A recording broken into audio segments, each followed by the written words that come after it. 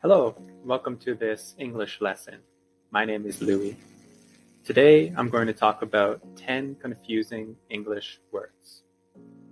So let's begin. The first one. On the left, we have a picture of a desert. And on the right, we have a food called dessert. So desert is the nature with the sand, and dessert is the food, like cake or, cake or pie. It's a dessert. And you have to say these a little bit differently. So, dessert, the food, desert is the landscape. And my grandma taught me about this, that, dessert has two S's because you always want more. All right, number 2, accept or accept. So these really kind of sound the same. Let me read the sentences for you. On the left, if you are happy with the contract, sign here to accept. On the right, I like most vegetables except for carrots. Okay?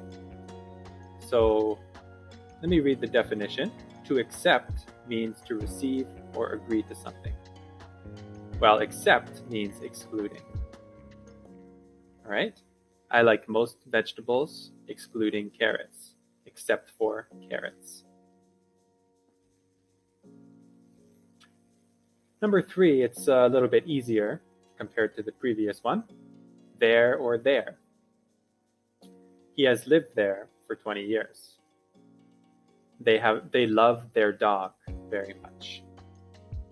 So there is an adverb of place which we use to talk about where something is. There is a possessive pronoun that we use to talk about something that belongs to a group of people. So this is usually something people learn as a beginner. If you're watching this video, I think you're probably upper beginner or intermediate. Number 4, principle or principle. It sounds basically the same. Sometimes with people's accent, they may stress one syllable or the other. But let me read the sentences. On the left, she has many principles, one of which is that we should all be kind to each other. And on the right, the principal actor in the play gave a great performance. So the one on the left, principles, those are beliefs, values, or truths. So I could say, like, for me, I try to live by the principles of love and kindness. But on the right, the principal actor, it means the head or the main thing. So he's the main actor in the movie, the principal actor. And a school also has a principal who is like the head of the school. So remember the difference between principal and principal. Number 5, advice or advise. So remember, these ones sound different. Advice, advise. Advice is a noun, and advise is a verb. So although they have a similar meaning, you can give advice, but you can advise someone. So let me read the sentence for you. My mother always gives good advice. That's a noun, something that she gives. And on the right, she advised her to look for another job. She advised her. It's an action. Number 6, borrow or lend. Okay, so different words, but they have a sort of similar meaning.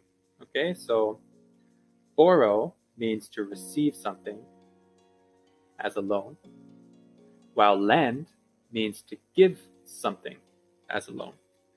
So it's like the opposite side of the transaction. Can I borrow your car? Sorry, I can't lend it to you today. So it depends on the person who is completing the action. person who borrows receives. The person who lends gives. I hope that is straightforward. Number 7, despite or although. Let's read the sentences. On the left, despite the rain, we still had a great time. On the right, although it was raining, we still had a great time. These have a similar meaning but are used differently. Despite is usually followed by a gerund or a noun. Despite the rain. So the rain is the noun. Whereas although is usually followed by a whole clause. Although it was raining.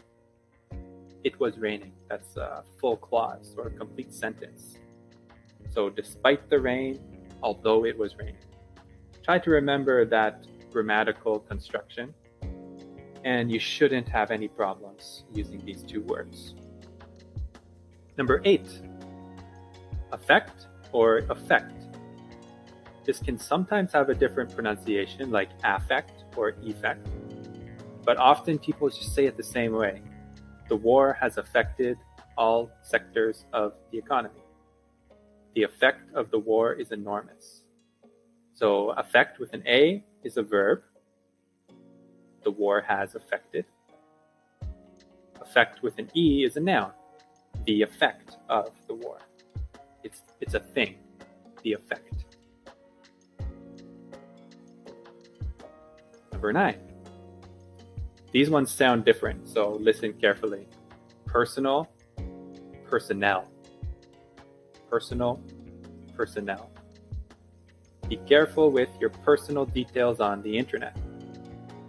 Our company has great personnel. They work so hard. So personal means something that belongs to you. This is my PC or my personal computer. Personnel means the employees of a company. So you could say, we have great personnel at our company. That means the people who work at your company are great. This is the last one. Assure or ensure. I assured him that you would be there.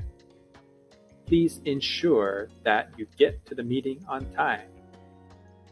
So, assure, to assure someone, means to remove doubt or reassure them.